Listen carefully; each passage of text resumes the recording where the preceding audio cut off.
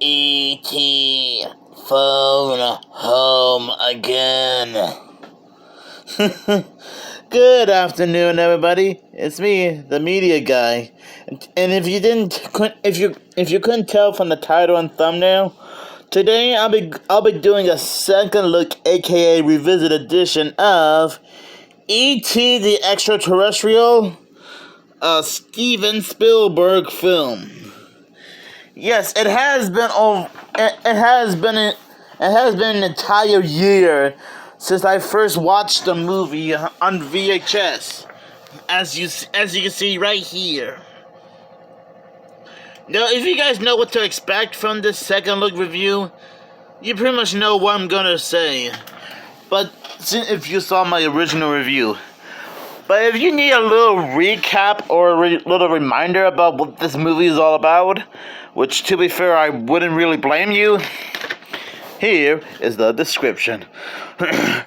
Relive the adventure and magic in one of the most beloved motion pictures of all time, E.T. the Extra-Terrestrial, from Academy Award-winning director Steven Spielberg. Captivating audience of all ages, this timely story follows the unforgettable journey of a lost alien and a 10-year-old boy he befriends. Join Elliot, played by Henry Thomas, Garrett, Drew Barrymore, and Michael, Robert Not on, if I'm saying that right, as they come together to help E.T. find a way back home.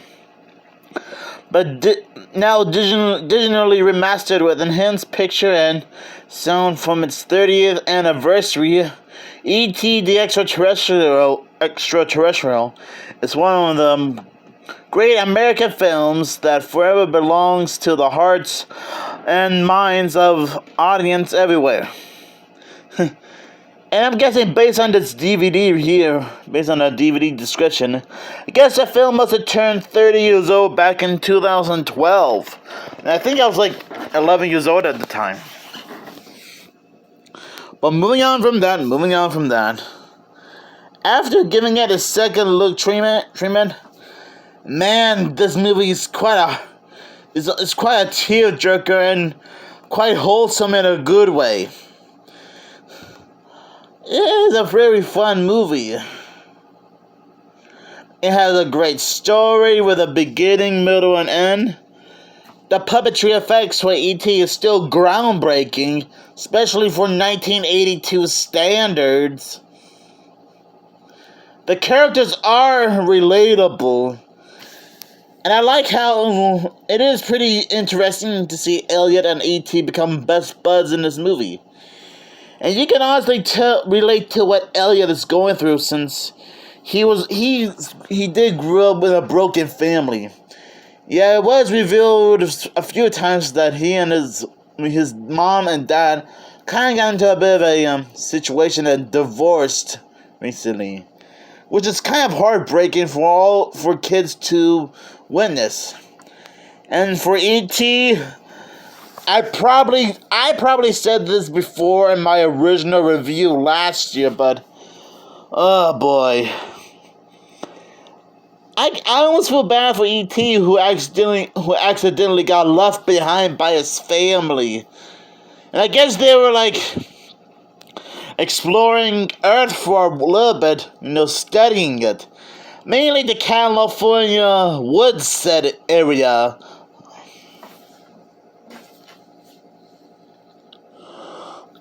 Man. I gotta admit, despite the fact that I'm not like a big Steven Spielberg fan, and no disrespect to Steven Spielberg himself if he's watching this, but I honestly think this is really, really wholesome. Oh boy. I almost cried a few times. I said almost. I guess this movie is, like I said a few minutes ago, and in my original review, that this movie is quite relatable. And I get it, growing up in a broken family isn't always that easy. Okay, maybe it's never easy when you think about it, but still.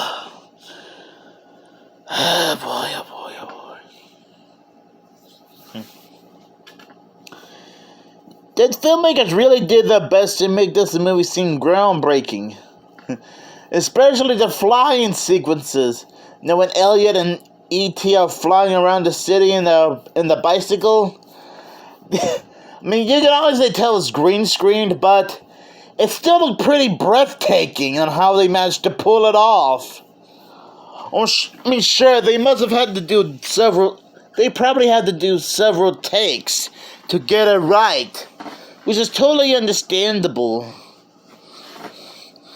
And keep in mind, I think this was like way back before CGI was even a thing. Yeah, this was way before CGI entertainment was even a thing. Especially CGI special effects in general. I mean, if this movie was made now, they probably would have used CG effects, but this was made back in 1982. And E.T. is a motion control puppet played by a little person inside a E.T. costume. Ah, boy. It is also cute to see Elliot teaching E.T. about some of the things we're usually familiar with on Earth. Yeah, Elliot had to show E.T. around his room, as well as showing some of the different things.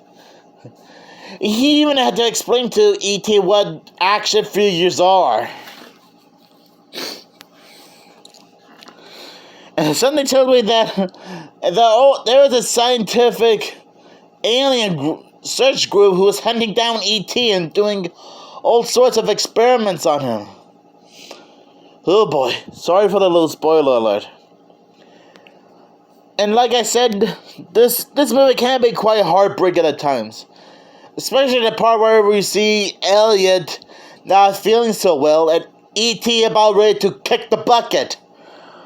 Oh man, they really had to crank up the tearjerker to like 20.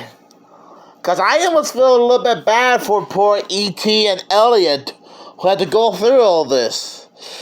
Oh boy. I mean, Elliot is like E.T.'s good friend. I mean, Elliot tried his best to take good care of him. And there are times where he tried to help E.T. find a way back home. Cause like I said a few minutes ago, E.T. was accidentally left behind by his family.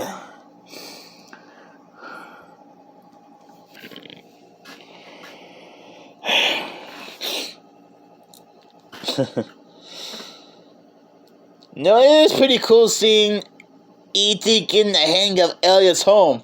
Especially when he was watching TV. Like he was watching a Tom and Jerry cartoon and watching a little bit of Sesame Street with Elliot's little sister.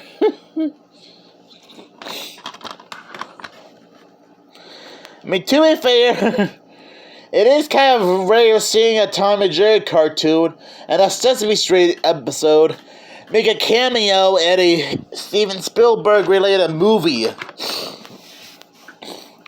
I mean, to be fair, I think Universal Singapore does have a Sesame Street section, which is a pity because I wish the Universal theme parks here in America had a Sesame Street section.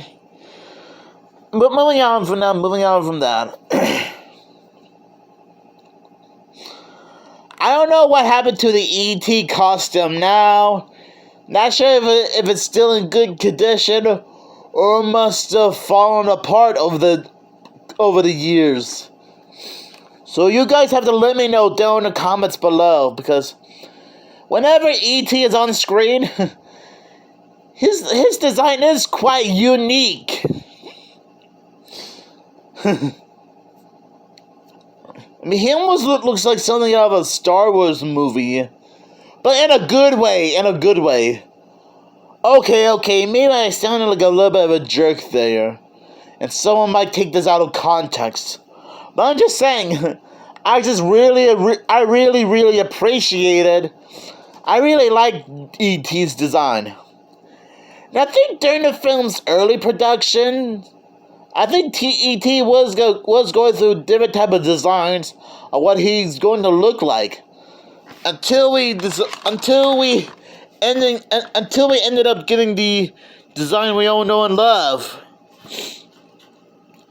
I mean, yeah, I know he looks a little bit strange, but hey, I can get used to it.